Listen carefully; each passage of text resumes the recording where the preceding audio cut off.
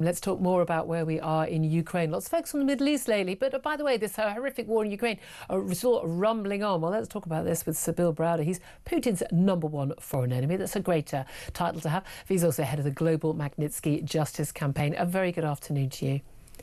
Great to see you. Thank you very much indeed for joining us. Well, Ukraine very much back in the news. Lots of hope from some of the things that Donald Trump has said about how you might be giving some long-range missiles to Ukraine to help them fight in the war effort against Putin. Apparently there was a phone call with Vladimir Putin, and what a surprise. Suddenly things seem to have changed. And in a meeting at the White House last Friday, it was understood, now reports claim that Trump got pretty angry with President Zelensky. Papers were thrown, voices were raised, and basically said, you need to take a ceasefire deal with Putin. Otherwise, Putin will, in his words, we are told, destroy Ukraine.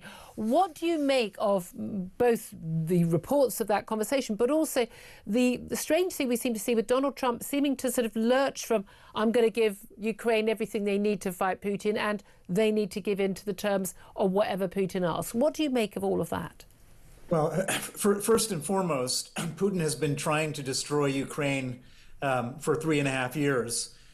He's been trying to take over the country, and he hasn't succeeded. And so I don't think that Trump can tell Zelensky what Putin is going to do on the battlefield and have any more credibility than Zelensky has in his own mind about his position to defend himself. Second, Trump and the United States stopped supporting Ukraine militarily and financially when he became president for the second time. And so he's already sort of placed his cards where he wants them to be. He'll sell weapons to the Europeans, and the Europeans have to use their own money to pay for the weapons and send them to Ukraine.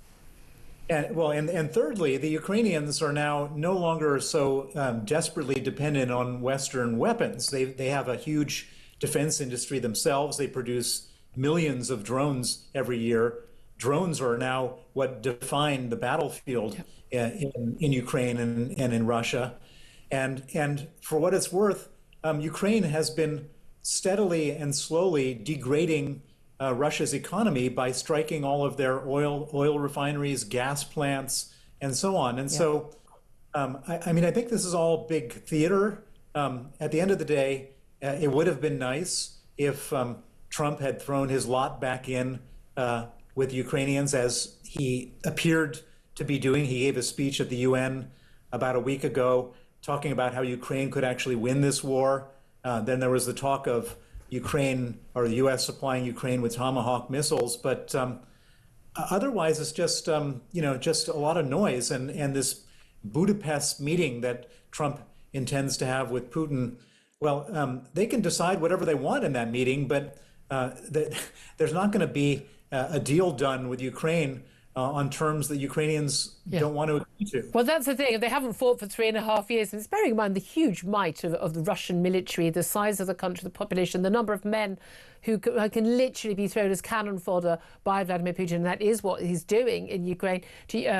Is so much greater. And yet Ukraine is still holding firm. But crucially, some of the terms that have been looked at, this idea that Putin should be allowed to take the Donbass region, the Donetsk, and but would effectively say, there you go, you can have this section of the industrialized heartland of Ukraine. And then there's basically, in terms of the topography, there's just a free route straight to Kiev and taking the rest of the country. There's no way in the world that any leader of Ukraine would ever agree to that.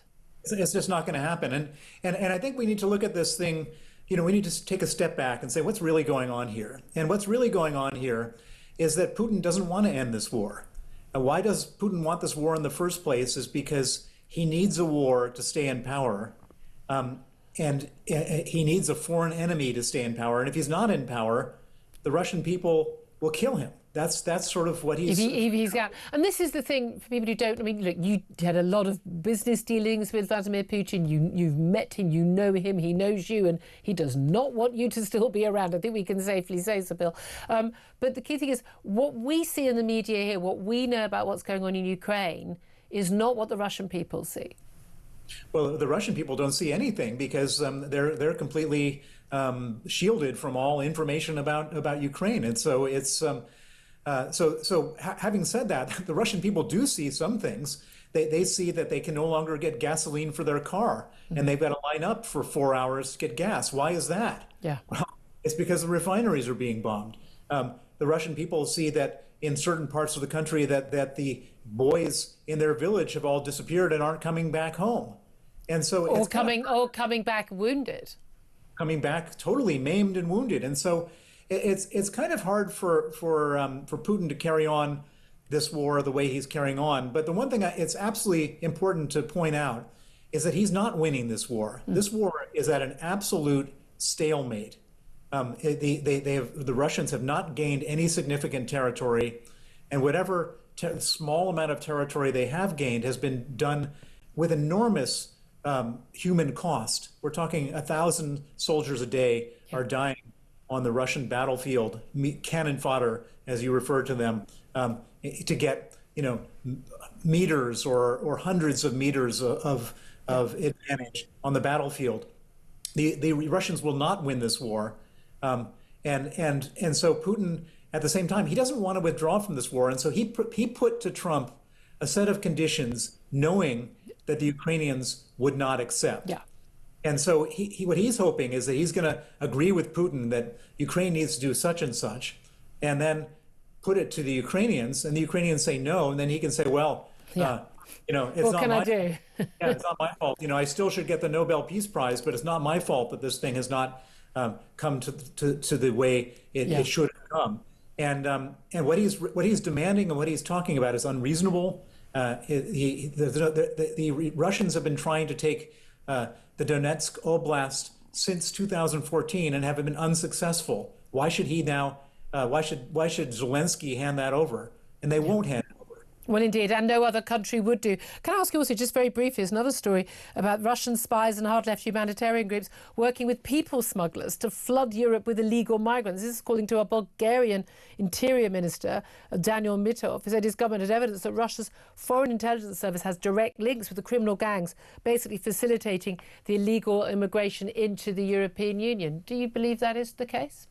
Absolutely, and this is a strategy of Putin's from the very beginning. If you remember, he was carpet bombing Syria. And why was he carpet bombing Syria? For one simple reason. He wanted to create 5 million refugees who would flood into Europe because he understood that would be destabilizing, that all of a sudden in Germany and everywhere, there are all these people saying, well, we don't like these foreigners. What are they doing here? That's bad for us. And he's created all sorts of political divisions all over Europe because of that. It's absolutely certain that the Russian security services are doing this because this is what they do. Yeah, absolutely. Sir Bill Browder, always so good to talk to you. So appreciate you taking the time. Thank you very much indeed. Sam Armstrong. Just on that final note, we've spoken about Ukraine a bit earlier, but I mean, we talk the illegal migrant issue, huge issue in this country. There is no doubt at all, it's about organised criminals. It's about people who want to have a better life and criminals often escaping other jurisdictions as well. We know that on a grand scale. But there is now this evidence that actually there are nefarious international forces who are deliberately trying to destabilise Western democracies with this. Well, we saw it with Colonel Gaddafi, of course. He would turn on the flow on and off of refugees coming up, or supposed refugees coming up from Libya, and he would use that as a tool to get better, to exact better. Well, in Turkey as well, Erdogan does that. Oh, I've got 5 million Syrians here. Oh, I think I might make them leave. Or can I have some more money, please? And I can tell you something for free. These people laugh at us. They mock us. These are the strong men, and they think what we do is just pathetic. Yeah, indeed. We need some strong men, but could they be democratically elected, please?